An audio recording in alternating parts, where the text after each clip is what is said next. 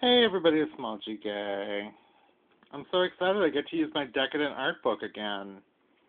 I have no idea who painted this, but it is very bizarre, isn't it? Fits the bill. I'm talking about Ron Paul. I had to let go of a few people over the weekend because of some Ron Paul fanaticism. It's like finding out that someone's a Cylon.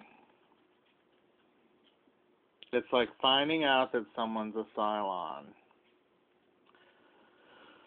I don't like the people to say all that we have to do is not vote for Romney or vote for anyone but Obama. No, we don't vote for Ron Paul either. I've noticed in the past couple of weeks that the cancer of the left has infected practically everyone in their 20s. I mean, there's so few people that aren't infected in some way by the left. They've just been raised with it, and it's normal to them. It's been on their television and in their movies and in their popular culture and in their music. And it's really terrifying because there's just an amorality at the core of this libertarian fad. And I'm really terrified about it combining with, say, the Occupy movement. If the Ron Paul libertarians combine with the Occupy movement, we're looking at fascism in the United States.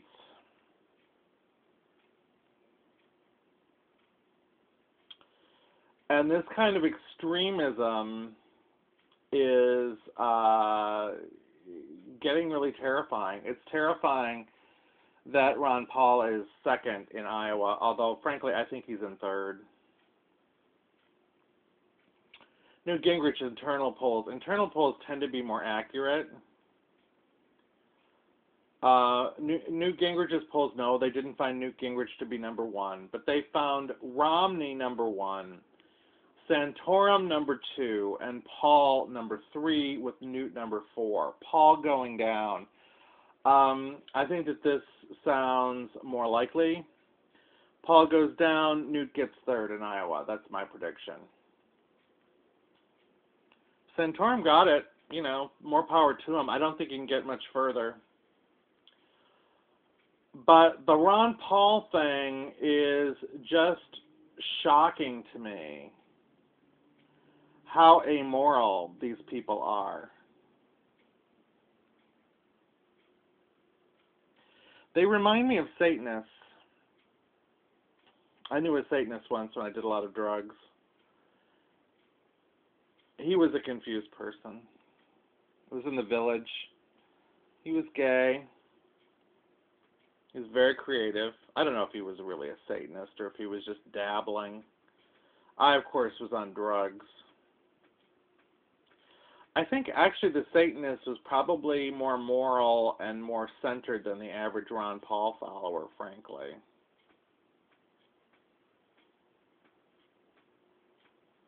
You know? I think a lot of those people are just, you know, they're like, they can't figure their lives out. They're usually on drugs. Just like the Ron Paul people. When you're on that many drugs, it's difficult to think clearly. Ron Paul's against sexual harassment charges. Ron Paul's remarks on AIDS were absolutely appalling. Absolutely appalling. He focused all of his paranoia on people with AIDS at a time when people with AIDS are extremely vulnerable. And that points to a complete lack of Christian charity, frankly.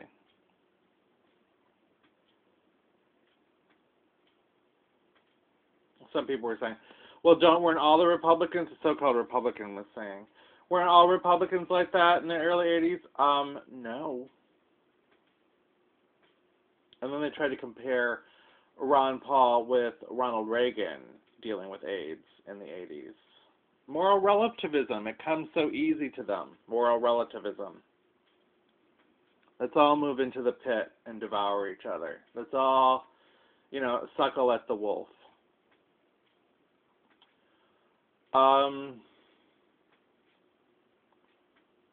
To compare Ronald Reagan to Ron Paul so casually is, I think, absolutely jaw-droppingly appalling.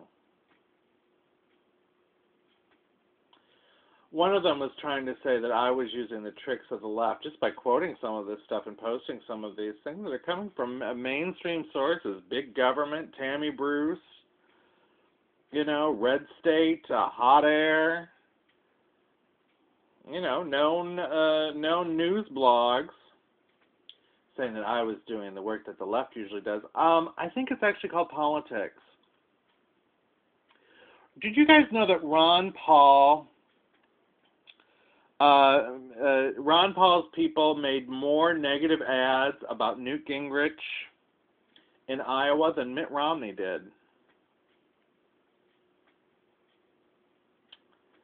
Relentless negative ads from Ron Paul.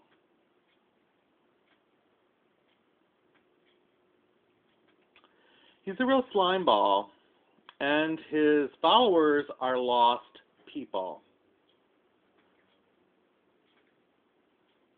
They're lost people.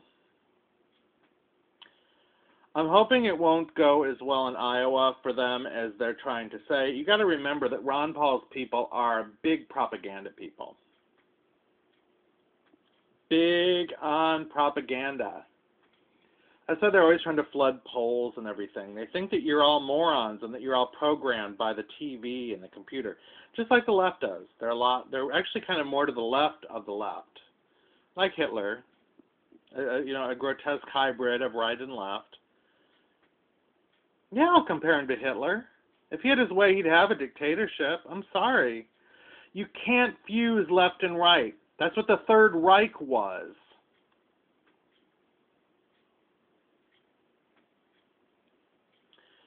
So yeah, they're sliming everybody left and right, but you can't respond. All you can do is block them. All you can do is block them. And they're all under 30.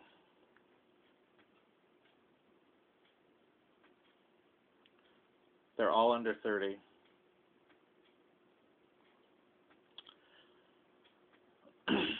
The shortage of maturity in this country staggers me. Staggers me! Where are the adults?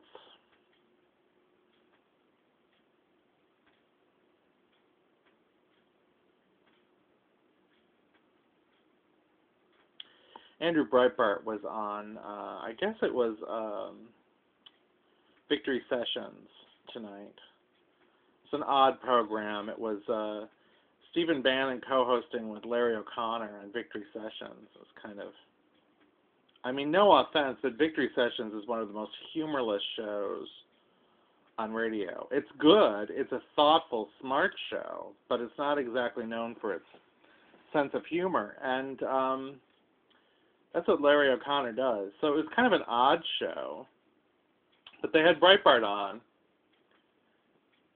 And Breitbart was saying how he met with a liberal over the weekend and how he found he had more in common than with this fanatical, frankly terrifying element that's developing within the GOP. And the guy was a classical liberal, like a Kennedy-type liberal, a Giuliani liberal. And he said, maybe I am a classical liberal. And they were talking about how maybe they're center-right. Maybe I'm center-right. If you don't believe in blaming AIDS victims, especially the first generation, it's one thing for someone who's, been a bug chaser and all those kinds of people, but not the first generation. I know too many people who died who were frankly a lot more moral and decent and intelligent and gifted than a lot of people mocking those people are now. And deeply religious, I would add. A lot of my social conservative friends should know that many of my gay male friends who died of AIDS in the 80s and 90s lived amazing final days, and many of them found great strength through Jesus Christ. I think that people should know that, although something tells me that most good people do already.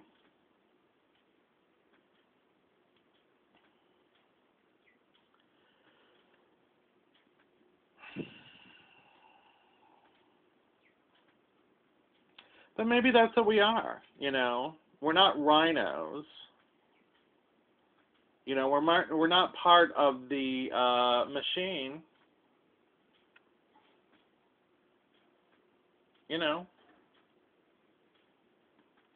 But we're not paranoid freakazoids either.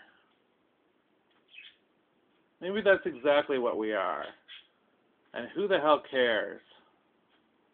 Remember what Whittaker Chambers said. There's no difference between libertarians and communists, because neither of them believes in God, neither of them believes in the soul, and they see people only in terms of what they have to offer physically and financially. That's what fascism is all about. You don't see people as souls.